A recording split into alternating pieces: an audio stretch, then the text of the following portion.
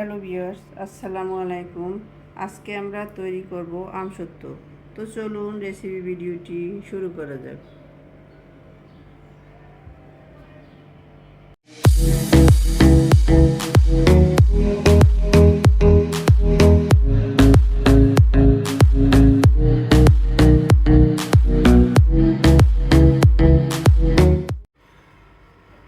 শুরুতেই এটা তৈরি করার জন্য এখানে আমি প্রায় 4 কেজি পরিমাণের পাকা আম নিয়ে নিয়েছি।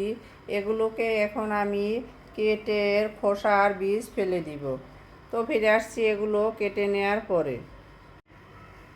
আমগুলোকে আমি কেটে খোসা বীজ ফেলে নিয়েছি। এখন এটাকে আমি ব্লেন্ডারে একটা মিহি পেস্ট তৈরি করে নিব। কেউ চাইলে সরাসরি সেদ্ধ করে স্টিলের চেলে নিতে পারেন। আমি এটাকে পেস্ট করে নিব। তো চলুন এটাকে পেস্ট করে নেওয়া যাক। আমগুলোকে আমি একটা মিহি পেস্ট তৈরি করে নিয়ে নিয়েছি। এখন একটা প্যানের ভিতরে ঢেলে নিব। আমের পিউরিটাকে আমি একটা প্যানের ভিতর ঢেলে নিয়েছি। এখন চলে যাব কিচেনে। তো চলুন কিচেনে যাওয়া যাক। কিচেনে এসে প্যানটাকে আমি চুলায় বসিয়ে চুলাটাকে অন করে দিয়ে দিয়েছি।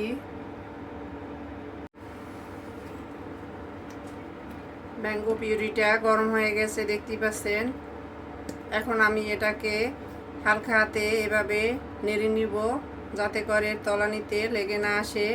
আমি আমের সাথে কোনো প্রকার মশলা বা চিনি কিছুই অ্যাড করব না, শুধু আম দিয়েই আমি এই আমসত্ত্বটা তৈরি করব।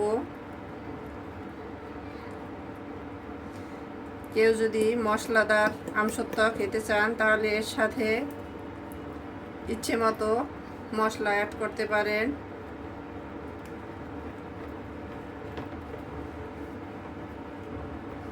এটাকে অনবরত নাড়তে হবে।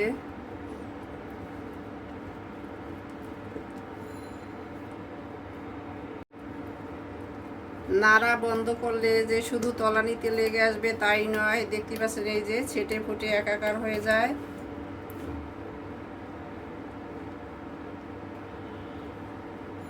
এভাবে নাড়তে থাকলে ছিটে ফুটে চারদিকে পড়বে না, শরীরেও পড়বে না। তো এভাবে নেড়ে আমি এটাকে কিছুটা শুকিয়ে ঘন করে নিব।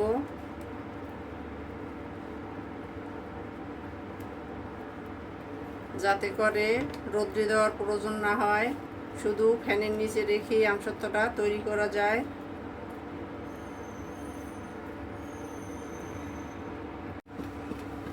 দেখতেই পাচ্ছেন এটার ঘনত্বটা বৃদ্ধি পাওয়ার সাথে সাথে এত বেশি ছিটাফোটা করতেছে, তাই আমি এর উপরে ঢাকনা দিয়ে হালকা হাতে নেড়ে নিচ্ছি।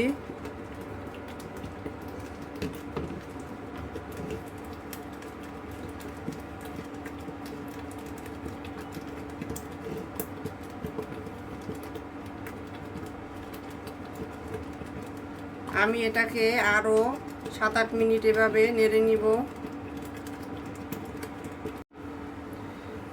নেড়ে নেওয়ার এক পর্যায়ে দেখতেই পাচ্ছেন এর জলীয় অংশটা কমে আসছে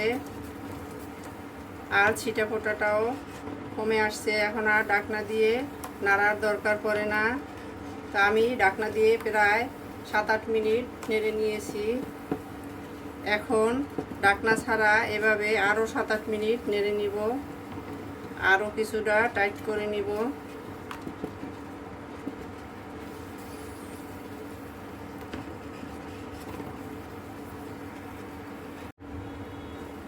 তো আমি এটাকে আরও 7-8 মিনিট নেড়ে ফিরে আসলাম। দেখতেই পাচ্ছেন প্যানের গা কিছুটা শুকনো শুকনো হয়ে আসছে। তো আমি এটাকে এখন নামিয়ে নিয়ে একটা ছড়ানো প্লেটে ঢেলে নিব। এটা যদি আপনারা রোদ্রে শুকান তাহলে এত সময় ধরে নাড়তে হবে না।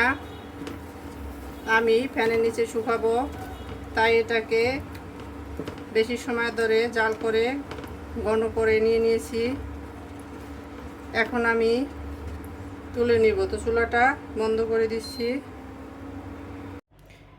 এখানে আমি একটা প্লেটে তৈল ব্রাশ করে নিয়েছি, সরিষার তৈল দেখতেই পাচ্ছেন।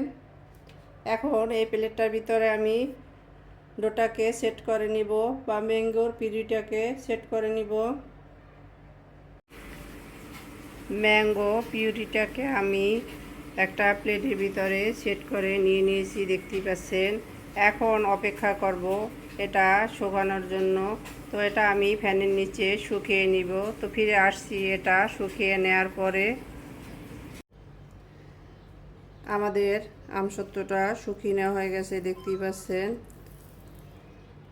এটা আমার শুকাতে প্রায় 3 দিন সময় লেগেছে। আমি এটাকে ফ্যানের নিচে শুকিয়ে নিয়েছি।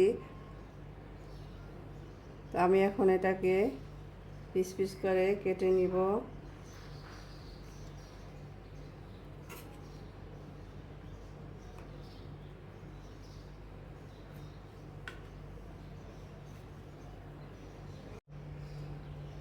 আমি এটাকে কেটে নিয়ে নিয়েছি, দেখতেই পাচ্ছেন। এটাকে আমি এভাবে তক্তি তক্তি করে কেটে নিয়েছি। আপনারা আপনাদের ইচ্ছে মতো শেপ দিয়ে কেটে নেবেন। তো আমি এখন এগুলোকে সার্ভ করে নিব। তো চলুন সার্ভ করে নেওয়া যাক।